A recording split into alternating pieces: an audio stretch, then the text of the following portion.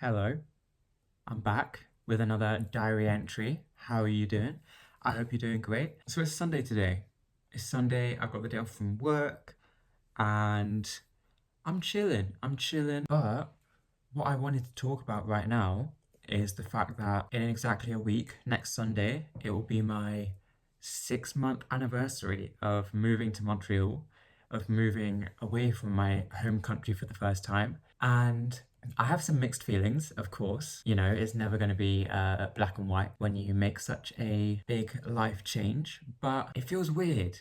It's been 6 months. Definitely a weird thing because, as I'm sure you're aware, Montreal is a bilingual city, and I live in a fairly French speaking area of the city, and that's great. I've been loving my time, I've been picking up French as I go.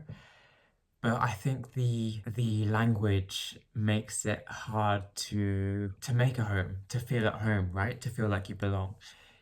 And this was always going to be a hard thing for me, feeling like I belong, no matter where I move to. But I think that added layer of the language makes it just that bit harder, right? And truthfully, the move has not been the remedy to my life that I thought it might be. But I think that's entirely on me because I think before I came here, this move was going to change my life. This move was what I needed, where in the UK I didn't feel like I belonged and it didn't really feel like home. You know, I have my family, my friends, but in a general sense, I didn't feel at home in the UK. So I thought, okay, let's move to a different country and I can make a home there. A city where it is more LGBT friendly and it feels like it's an exciting place.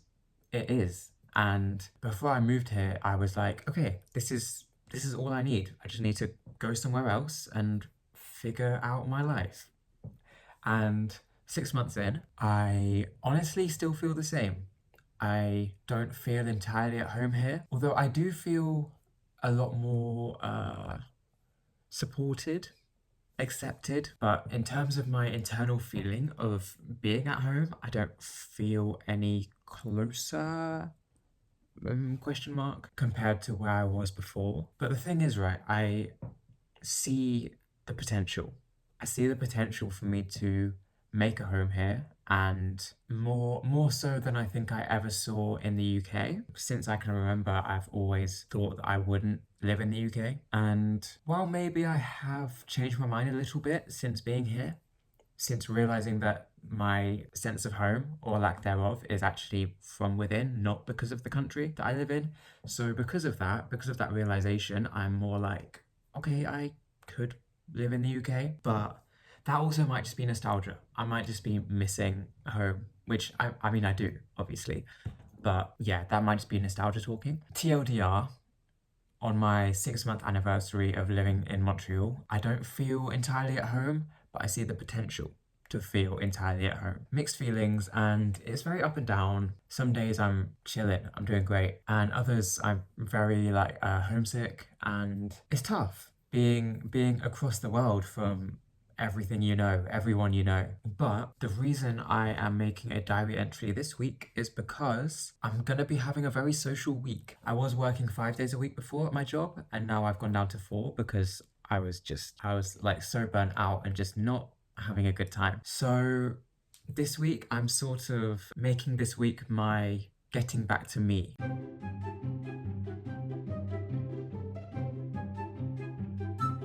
So my week is packed. My week is very packed, but it's exciting because I feel like recently I've felt quite alone, lacking a social life. And so I think now that I have a bit more time, a bit more free time, less work, I can really, nurture myself. In fact, let me get a fit check. Let me show you what I'm wearing. I feel cute right now. I've got this like ignore the mess, ignore the mess. Wait, let me stand in front of the mess. Okay, cool. Yeah, it's like this. I don't know. It's not really anything. I've got this like velvet skirt. It's kind of like a pencil skirt, very very straight down. Yeah, it sort of like goes out a little bit at the bottom, which is cute. And then I've got my tights on. This is the worst fit check ever. Oh my god. And it is like -5 in Montreal right now. So I will not be going outside like this, but I'm just gonna shove like a fleece on and then my big ass coat. Maybe I'll do a fit check later when I actually have my fit on, because it's not really a fit right now. This is today's fit, and I guess I will see you later. Bye.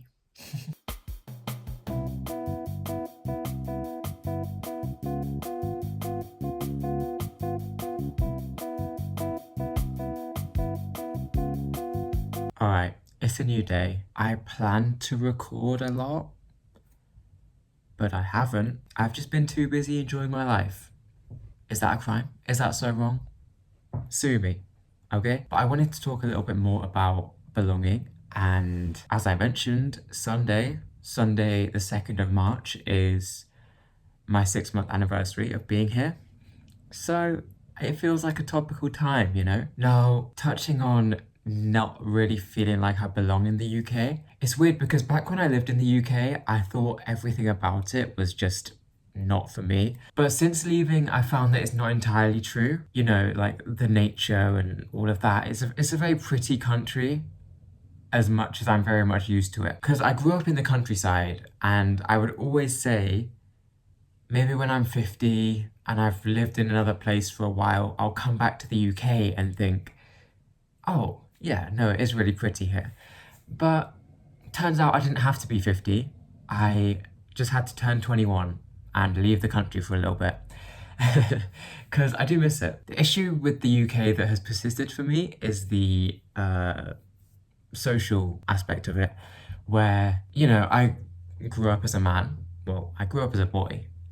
Yeah, okay, whatever. I don't know why I'm getting caught up on the technicalities. So, you know, I was into football. I'm still into football, I'm not gonna lie. And, you know, I would go to the pub sometimes because that's what men do.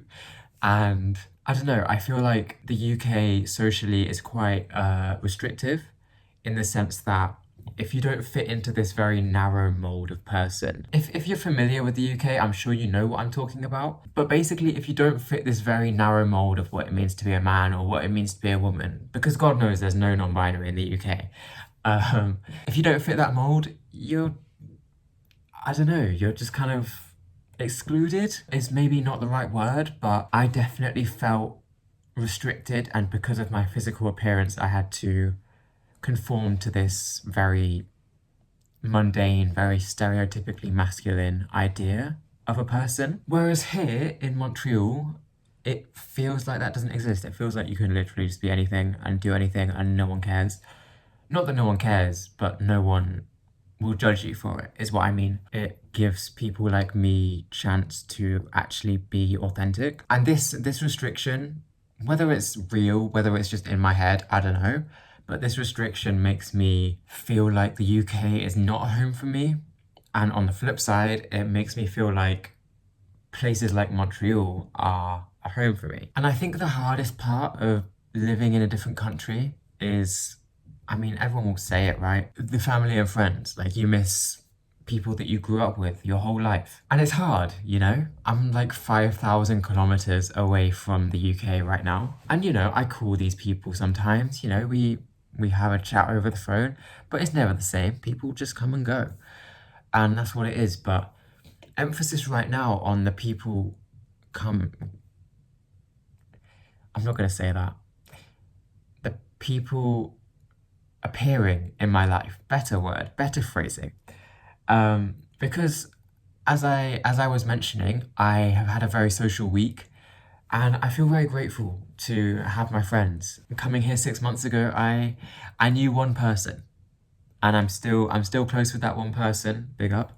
Um, but yeah, I've been able to make quite a lot of friends, which is really nice. I guess the people here are also really friendly, which makes it easy for sure. Um, but I don't know. I think in the UK, everyone's got their head down and everyone's on a mission. No one wants to talk to you. But here, you know, I'm just chatting to people in the street. It's fun. And this openness of strangers makes me feel like I can just be, makes me feel like I can just exist. And honestly, before I came here, everyone was talking about, oh, the winter. The winter's brutal. And we're still in winter for sure. I mean, it's literally snowing as I look out my window right now. It's kind of crazy. The winter is brutal for sure, but I've really loved it. I've really loved the winter weather. You know, even on the times where it's like minus 20 degrees, I'm outside and I'm just like, this is actually kind of chill. This is kind of nice. And I thought before coming here, because what even is minus 20? To a British person, that's crazy. Like, it never gets below like -5 at a push. So I'm hearing minus 20 and I'm like, I can't even fathom how cold that is. Like, I've never experienced anything like that. So before I came, I was like, maybe this is not the place for me. Honestly, if anything, I think it's a selling point now. Now that I've experienced it and I actually do kind of enjoy it. And it's fun, it's exciting because summer is hot, like actually hot. You know, in the UK, it's just this flat line of temperature. Like you have a very mild winter and then you have a very mild summer. And the times in between that, in spring and autumn, it's just meh, meh, you know? In the UK, we get like 3 hot days a year if we're lucky. Whereas here, it's like 30 degrees every day in summer. I need the extremes, you know? I can survive for 6 months in winter, and if it means that I'm gonna get a really hot summer, bring it on, mate. I need that, okay? And I realize it's so British of me to talk about the weather like this. Like to talk so in depth about the weather of a place. Okay, wait.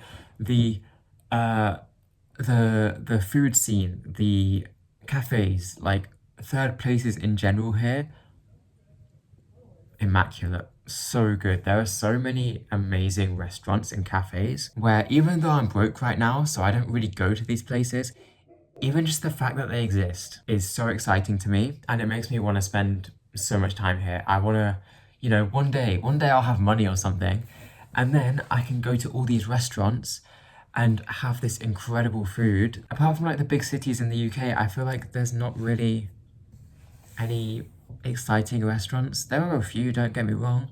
Like where I used to live in Nottingham, there were some really nice restaurants, but it was only a handful of restaurants. Whereas here, bro, there's like hundreds of places that I want to try. It feels like we're missing that in the UK.